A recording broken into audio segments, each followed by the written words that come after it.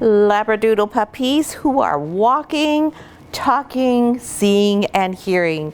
That's what we're going to talk about today in this week 3 litter update for the Confetti Sprinkles petite Labradoodle puppies from Isle Doodles.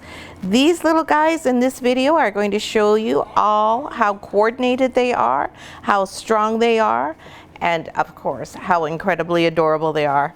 Hi, I'm Claire from Isle Labradoodles, and in this week's update, we're going to give you some information about the puppies and their development, give you a little update on Mama Belle, and we're also going to start talking about desensitization and what the difference is between desensitization, socialization, and the difference between our role as your Labradoodle breeder in preparing your puppies to be calm, healthy, happy, well-adjusted adult Labradoodles, and your role once you take your Labradoodle puppy home.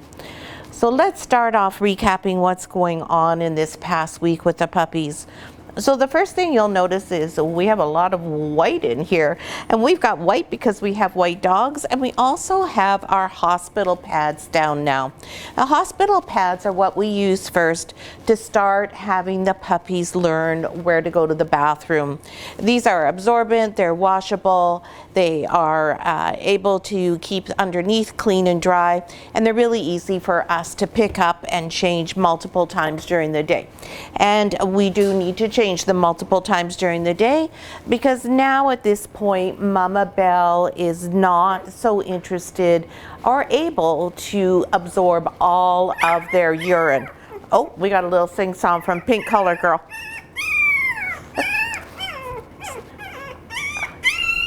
A little musical interlude for everyone. Now that's a great example of Belle and what a wonderfully attentive mom she is. She is always responsive whenever her babies have any conversation. So I'm not sure what Pink is complaining about. She's over there in the corner. Maybe she just figures she needs a help over here to the milk bar. So I'll just hand her over there. And Mr. Green as well. There we go. So the pee pads are here because their texture is different. This is different from what they've been on all along. Now Belle can't keep up with absorbing all of the urine that the puppies are eliminating at this point. So that's why they're going on the pee pad, and while she'll lick up whatever happens to stay on the surface, most of it is just absorbed in the pad. And the reason why we want a different texture is because that's what we're teaching the puppies. Different textures. We want them to learn that the texture of inside is not where you go to the bathroom, but grass, gravel, dirt. Those textures, those are the places we do want you to go to the bathroom. So we're working with the puppy's natural instincts where they're going to move further away to go to the bathroom. So now that we see that the puppies are starting to go more and they are moving away from where they sleep and eat, which is almost always at the back of the box here, we're going to take them out of the box. We'll do that probably later today, perhaps tomorrow. We'll take them out of the box and we'll make their doodle den area where we put the carpet down, lots of towels, and then these pee pads. And that is so that we start to focus on those different textures and we give them more space to move away from their bed. Because we want to work on that natural instinct where they don't want to go to the bathroom anywhere near where they eat or they sleep. And that's step 1 in house training your puppy. Goodness, Belle, what's going on? You got something in your throat there? Goodness, oh, that's quite a performance. Now for Mama Belle, everything's going well with her. She's got lots of milk, she has an enormous appetite, and she loves everything. There's no fussing about what she eats. Last week I was saying how she didn't really like to eat fish.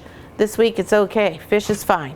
Just because she's so hungry, because having puppies this big, although they're very small, for little Belle, they're pretty big. This much demand on the milk bar means she has to really work hard to keep up with sustaining them. So she is now eating about 5 to 6 times what she normally would. Her bowl has more food in it than our 44-pound dog does, and she's 18 pounds, so that's a whole heck of a lot, and she eats 4 times a day.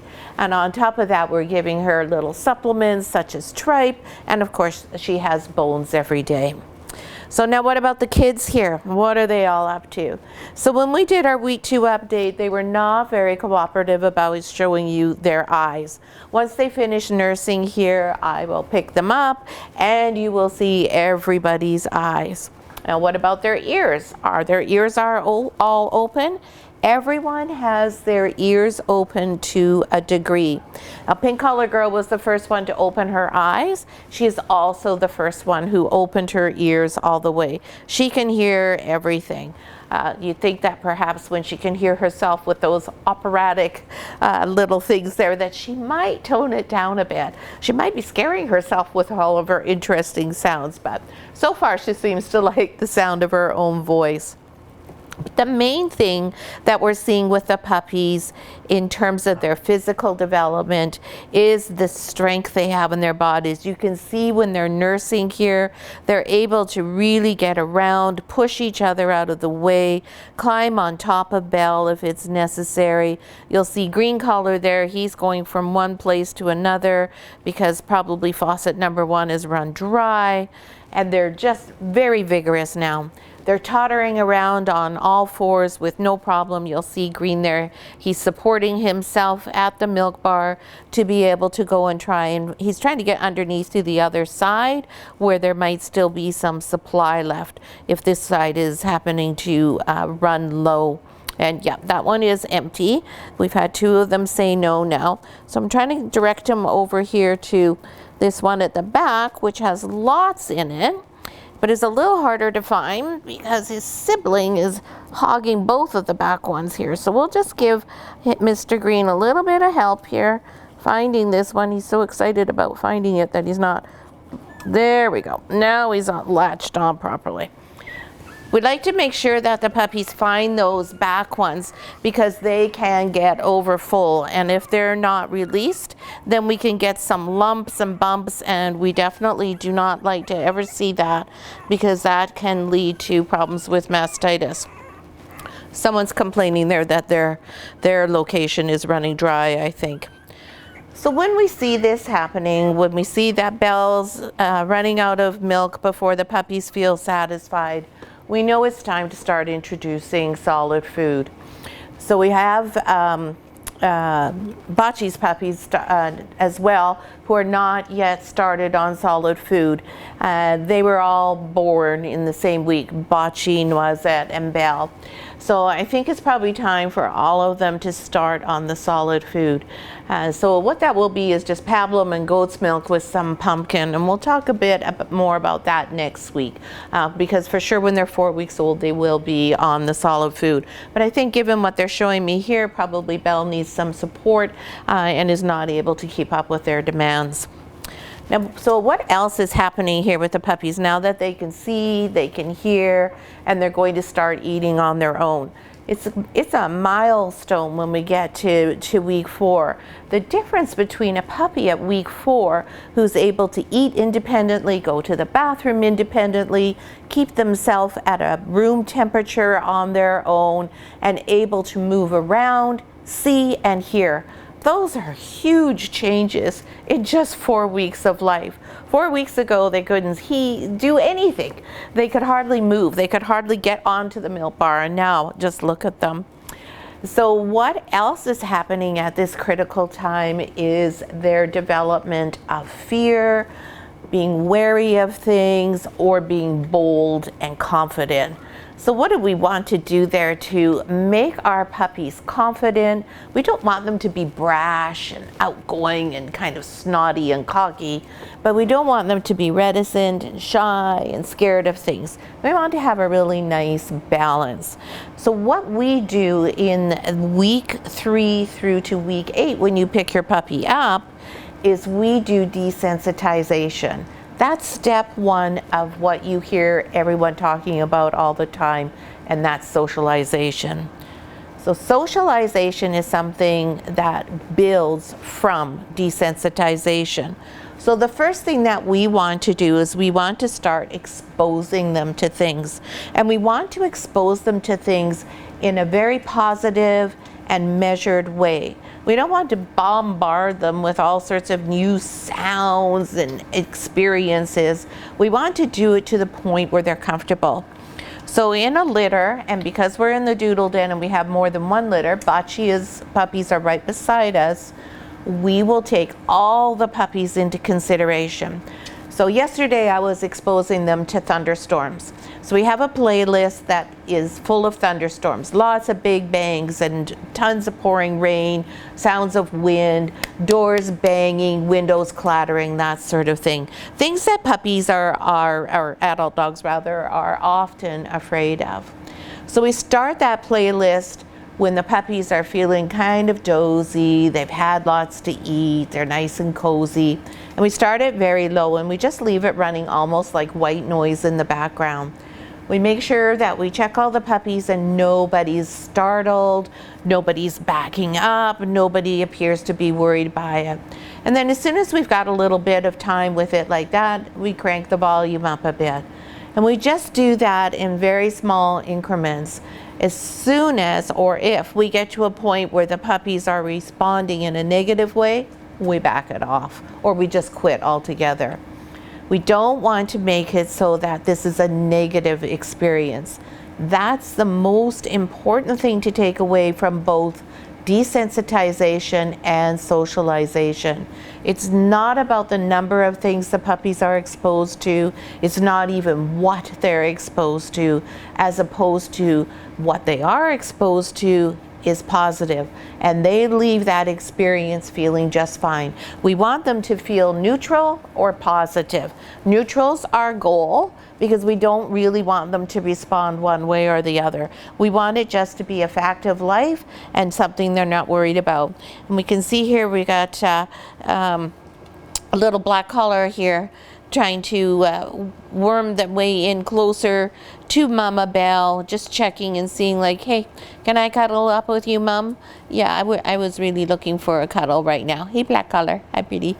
Belle's very accommodating for that sort of thing. You'll see the puppies climb all over her, and she's like, that's fine, very tolerant. She encourages it. And if you watch our other updates, you will have seen Orca playing with her puppies recently. These puppies are not quite ready to play. They're walking into each other or falling over one another, but they haven't quite got to the point where they're going to play. In about 2 days' time, right around when we start trying the solid food, we're also going, once we get them out of the box, we're going to introduce them to toys. That's their first experience with things that are not themselves or litter mates, and that what they start interacting with and playing, in a manner of speaking. Play is something that develops as a puppy gets older, and it too is part of desensitization. So our role as your breeder is to start desensitizing your puppy and having them accustomed to new experiences, embrace new experiences, and feel like, oh, something new's happening. I wonder what it's going to be today. What not where they're like, oh no, not something else happening today. Generally speaking, there'll be one puppy in every litter who's a little bit more like, I don't know, I think I've had enough, and another puppy who's bring it on.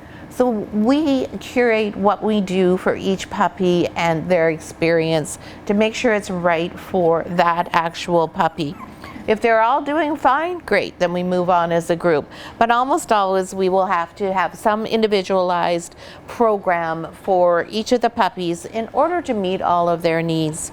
Now when you take your puppy home from Van Isle Doodles, we'll let you know what's happened. If they've been registered in our Head Start program, you'll get a whole lot more information, because Head Start really is everything we do with the puppies as a group, but then it's also repeated with your puppy individually, and it's even more tailored to suit your individual puppy. So we can give you a whole lot of information when you go home and you want to socialize your puppy. We can tell you about the time span, if there's anything particular that they do or don't need. So for example, when we do car rides in Head Start, car rides is not something we do with all of the puppies as a group. That is just for individual puppies in Head Start. Now you can see I was saying they're not playing yet, and they're making liars out of me because look what we're doing. This is the first sign of play. That's Pink and Black having a great time there, playing away, and then Black said, yeah, that's enough, no thanks. Pink was still willing to go, and see she's probably going to try and engage Black again. And this is how they sort of engage and play, just by happenstance where they move or they fall over like Black just did, and they kind of run into each other, and away we go, we start playing. The teeth are getting close to coming in, and so that's why we see a lot of mouth action going on. It's very brief. Their attention span's very, very short at this point in time. So when we go for car rides, for instance, if you have your puppy in the program, then sometimes some puppies, they have to be on the passenger side in the back so they can see you. They're uncomfortable and unhappy if they're in the car seat directly behind you while you're driving. So those are the kind of little bits of information we pass on, and a little bit more information we learn about your puppy if we're working with them one-on-one. In the evenings, they will come in or throughout the day and spend time with our adult dogs. We'll tell you if there's anything that you need to be aware of there for when you're introducing your puppy to other adult dogs that they don't know. So we don't have weights for the puppies this week. As I told all of our families, Reynold and I had a schedule conflict that wasn't anticipated, so we didn't get to do this video at the regular time. We're a day behind schedule, and we're doing it just before it's feeding time. Everyone else is looking at me just out of view of the camera going like, okay, stop talking, let's get on to dinner time. So we're just going to go through the puppies, let you know what's happening with them, and when I email you with your educational videos for this week, I will give you a rundown of what everybody's weight is so that you're kept up to date with that. So we are going to go through the puppies in birth order as always. Reynold, can you just pass me that book because I don't have their birth order memorized. I only have Orca's memorized because we had to tube feed them for such a long period of time that it's forever ingrained in my mind. Thanks. And we'll hope that Taylor did put them in birth order here. The first puppy is Blue Collar, and this is Blue Collar here. Hey Blue, hi. Hi bud. There we go. Oh, we're really stuck there. And Blue is this pretty little boy who is a pretty caramel. He's got the prettiest little face. All of these puppies have a similar face, very close to Rocky's face. Beautiful, nice broad head with a short nose, which is what we want to see in an ALD. Yeah, and he's doing great. And when we look through and we check on his ears, we can see they're not fully opened, but they are well on their way. He will have his full ability to hear probably by within the next 24 hours. Then next after that, we've got a Green Collar boy. Green Collar, hi sweetie, is the one who was sucking away there on the back faucet and really interested in having a big feed. This little guy is a sweetheart. Oh my gosh, he's so gentle. He's got the prettiest dark caramel coloring there, very much the same as his brothers. And then that pretty wide open white face, just a very sweet, sweet boy. He reminds me of her. Very similar in temperament. And Green Collar boy is looking like his ears are about the same as Blue. They're half open. So he can hear. He's definitely can hear me right now. You can see he's turning to look at me. And look at us, his nose is filling in. He's still got some pink, but the little brown is starting to come in. So cute when they start to fill in that way. Then after that, we have Red Collar girl. Where are you, Red? Here you are. Red Collar is another caramel. But she's a little bit different from her brother. You can see already if you push her fur back that it's lighter underneath. I'm not sure if you can see that there. So she's going to lighten up. This is not the color she's going to be. Thanks for the cleanup. Don't make her pee on me. She's going to be much more of a blonde, like you can see on her paws here. She's not going to stay this sort of more reddy hue. And look at her nose is really filling in a lot. This little girl is a go-getter. And her ears, they're just barely open. So I suspect she can hear some things, high-pitched sounds, or a clap she'll be able to hear. Other than that, she won't be able to hear very much. Then we've got Pink. Pinky, Pinky, Pinky. Are you pink or are you black? No, you're black. No, that is black. That is pink. I was right the first time. Pinky. Pinky is this pretty caramel party girl. And you can see when she was first born, we couldn't really see all this color in the back here. Now we can see lots of pretty color on the body. We got lots of color on the face with this one, and the adorable half stash. The one-sided mustache just gets me every time. This is the most outgoing puppy in the litter. This is the puppy who opened their eyes first, and I know she can hear everything without any problem. And this is also our opera singer. So perhaps her name should be something like Tosca. I'm not sure. What should your name be? Maybe Joan Sutherland. I don't know too many opera singers, but I do know that Tosca is an opera, and Joan Sutherland, although she's deceased now, is a famous opera star. So you just saw her there when I had my nose on the side of her face, and she pulled her face away like that. See, like that. That's startling her. That yawn she's doing is not because she's tired. That's because I just stressed her. So this is what I mean by desensitization. So now I'm going to go in slower. Oh, still pulling away. And then I'm going to go like this. There. Just so she's used to it. And then we just leave it on that positive note. That's something I'll make a note of, and we'll keep coming back and doing multiple times a day on both sides of the face so that we don't have any hesitation when somebody wants to come up. There, perfect, and give a kiss. Part of that could have been as well because her ears are open and I was talking too loud in her ear. See, there we go. Yeah, we want lots of love around the face. She's still yawning in response, which is a bit of a stress response, so we just don't want to push it too far. Oh, Green is just, he says, I eat so much, I just have to go upside down. Yeah. And then finally we have Black Collar. Black Collar is over here. Black Collar is very similar to Pink, and you can see his beautiful markings are coming in much more now. Even this spot on the side, you're able to see more now. Hi, handsome. Black Collar has beautiful markings around his eyes, which really make them stand out. Looks a little bit like a pirate. He's got these cool ears that have white over the top of them. And then his ears are similar to Pink. They are open, and he definitely can hear. Yeah, you can hear your sister Pink do the opera. So now we'll just see what his response is to having a little kiss on the face. See? Totally different from Pink. He couldn't care less, and there's no yawning in response. He's turning to look at me, trying to make that eye contact. This is going to be a bigger puppy, I expect. He has bigger feet. He's very solid. So that's our update for this week. I hope you enjoyed it. If you've got any questions about socialization, desensitization, anything about puppy development, there you go. You can see some playing going on again there.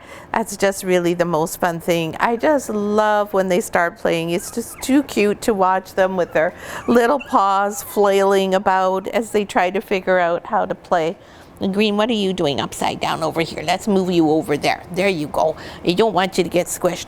Pink is, as I said, the most outgoing puppy in the litter, and you will see that she initiates play more than anyone else. But she also rolls over and then she can't play because she's not quite coordinated enough to manage her body completely yet. So please go ahead and post all the comments with any questions you have, or even if you just want to say hi. I really enjoy talking to all of you. Any questions you might have. If you happen to be a new breeder and you don't have a mentor and you have a question about breeding, feel free to ask. Usually after 43 years, if you've got a question, it's something I've run into somewhere along the line. We thank you so much for watching, and we appreciate your patience and allowing us to be a day behind with this video. And we'll see you all again next week.